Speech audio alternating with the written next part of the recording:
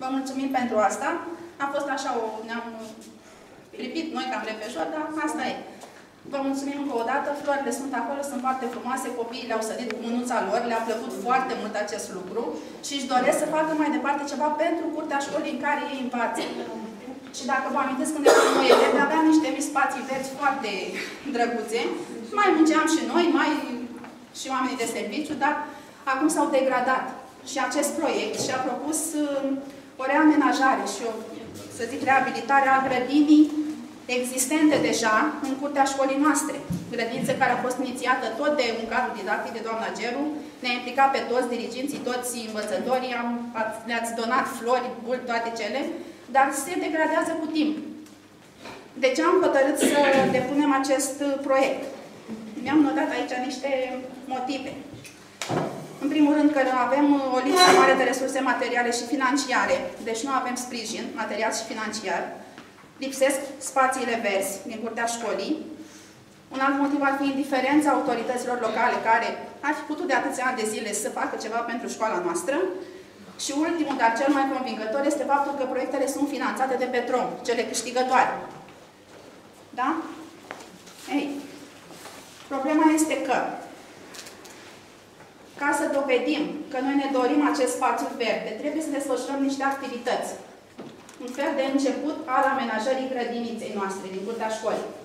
Și avem nevoie de un mic ajutor. Da? De aceea am vorbit cu Asociația Părinților să vă cheme astăzi în școala noastră. Să vă transmită ce parteneriat vom face cu dumnealor. Eu vreau să vă spun însă obiectivele proiectului, ce urmărim, dacă vom câștiga, da? Să implementăm prin acest proiect în școala noastră. Și am zis așa, avem nevoie întâi de toate de fertilizarea solului, de curățarea și, să zic așa, plantarea unor noi specii de plante. Am emoții, să știți, pentru că nu pot să vorbesc în plen așa. Da? Trebuie să reabilităm deci, grădinița deja existentă, să plantăm un mic gard vegetal. O să vă explice doamnele după schema pe care au făcut-o. Nu e foarte mult. Să încercăm să, pe viitor, dacă vom câștiga, o sursă de apă proprie. Și am vorbit cu domnul primar. Da? Și chiar a zis că încălcăm și legea că nu avem o sursă de apă, ferească Dumnezeu din incendiu. Da? Deci trebuie să avem o sursă de apă proprie. Nu se poate momentan, dar dacă ne unim cu toții și votăm acest proiect, pentru că ele câștigă în urma voturilor noastre, date de către toți din comunitate și alți cunoscuți ai noștri, pe internet. Poate v-au spus copiii. Proiectele sunt votate de către oameni. Deci se dau voturi online, trebuie să deveniți cetățeni ai țării lui Andrei, să vă înregistrați acolo, să vă faceți un cont. Copiii noastre vă vor învăța, pentru că știu despre ce este vorba, da? Să vă logați acolo pe site și după 24 mai, așa cum veți găsi și pe afișe, începe votul până pe 26 iunie. Noi avem nevoie de cât mai multe voturi, ca să ieșim printre primele 20 de proiecte. Să vă mai spun și eu din ce mai știu că Luncavița, școala Luncavița, Comuna Luncavița a prins acest proiect și noi am votat la insistențele lor foarte mult. Nu vă spun că au reușit să strângă un număr record de voturi într-un timp record. S-au implicat foarte mult și chiar toată zona a votat pentru Comuna Luncavița. Și nu văd de ce pentru Comuna Regina n-ar face, ne vor ajuta și ei. Și despre premii. Da, dar problema e că dumnealor au participat la o altă secțiune pentru comunitate, în parteneriat cu asociație, iar noi doar pentru școală și suntem singuri, adică nu avem susținători deocamdată decât pe dumneavoastră părinții. Da? Premiile sunt destul de mari, deci se extrag în urma voturilor până pe 6 iunie. Se extrag 20 de proiecte câștigătoare, iar din cele 20, un juriu format din 8 specialiști vor desemna echipele, cele 3 proiecte câștigătoare. Premiul întâi 10.000 de euro, premiul al doilea 8.000 de euro și premiul al treilea 6.000 de euro. Deci dacă noi ne unim și reușim să plasăm proiectul nostru în primele 20, poate avem o șansă pentru unul din cele 3 premii. Primele 20 de echipe care vor fi alese în urma voturilor online, da? Vor merge într-o tabără, poate v-au spus copiii, de aceea le-au cerut CNP-urile la înregistrare. Ei sunt încântați de tabără și normal, pentru că nu prea s-au dus. Pe vremea noastră, le spuneam, eu am fost de 2 ori în tabără în gimnaziu. Voi nu știu dacă ați fost odată. Nu ne permitem să-i ducem, așa este. Deci sunt niște avantaje. Vă spuneam despre obiective, că sărim de la una la alta. Deci avem nevoie întâi de toate de un sol fertil. Domnul primar ne ajută cu materiale, a zis.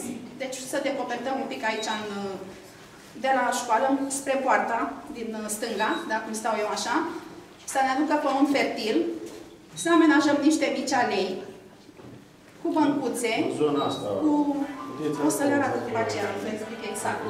Da? Ei, trebuie însă, până pe 24 mai, până pe 23, de fapt, după 24 începe votarea, pe lângă înscrierea echipei, pe care am făcut-o deja și înscrierea proiectului, acolo, trebuie să desfășurăm și o activitate practică, în care noi ne implicăm cu echipa, cu voluntari dintre dumneavoastră, cu autoritățile locale. Am formulat și o scrisoare deschisă către dumnealor, o să mergem la o ședință de consiliu cu echipa, deci nu e nicio problemă, nu singură, așa.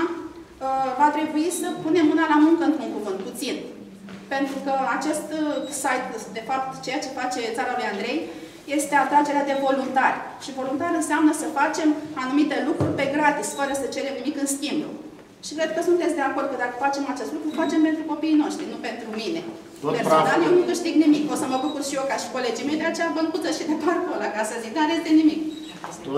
Tot praful din curtea școlii îl înghit copiii de la școala noastră. Aici sunt două stări de fapt. Ori e praf când e cald, mult praf, ori e noroi când plouă. Care de mijloc nu mai există și oricum ar fi foarte nociv pentru sănătatea copiilor. Și atunci va trebui în următorii ani ne-am făcut înconjurat ceva. de un spațiu verde, ar fi benefic și sănătăților și proprii educației.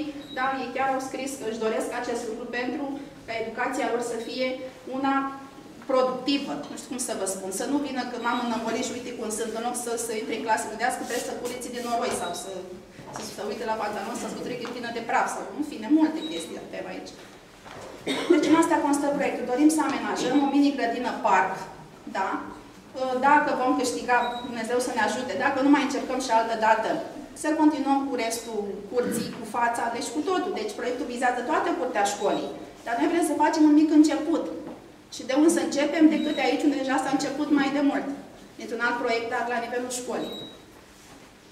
Ce spuneți de idei? Dacă ne susțineți, dacă o să ne votați, dacă o să vă faceți cetățeni ai Țării Andrei, rugați să vă fac adrese de e-mail să puteți să votați și să vă faceți cetățeni până pe 23 mai. Vi se pare greu? Dacă e greu, vă ajută elevii, că ei știu. Da, ei știu asta. Doamnele m-au ajutat în joi dimineață când au venit așa cu idei, m-au întâmpinat și am fost foarte bucuroasă pentru că deja vreau să renunț, mi se părea foarte greu și m-au salvat, așa m-au știut că le iubesc și le pup în ziua aia. Eu vreau să vă prezint schița pe care au făcut-o. Cum au visat proiectul parcului pe care noi l-am gândit, cum ar fi amenajat pe acest spațiu spre stradă și inclusiv fața dintre școlile noastre, spațiul acesta din față. Ceea ce vedeți aici, desenat cu maroniu, reprezintă alei. Frumos ar fi aceste alei să le facem din biscuiți, din aceea așezați unii lângă alții, alei de 1,5 m lățime. Ceea ce vedeți cu verde este gazon. În acest gazon, trandafiri. De ce spunem noi? Am pus flori foarte multe. Și narcise și fel de floricele.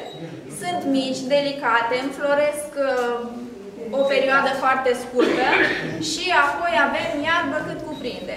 Prășim într-una și tot iarba este primă.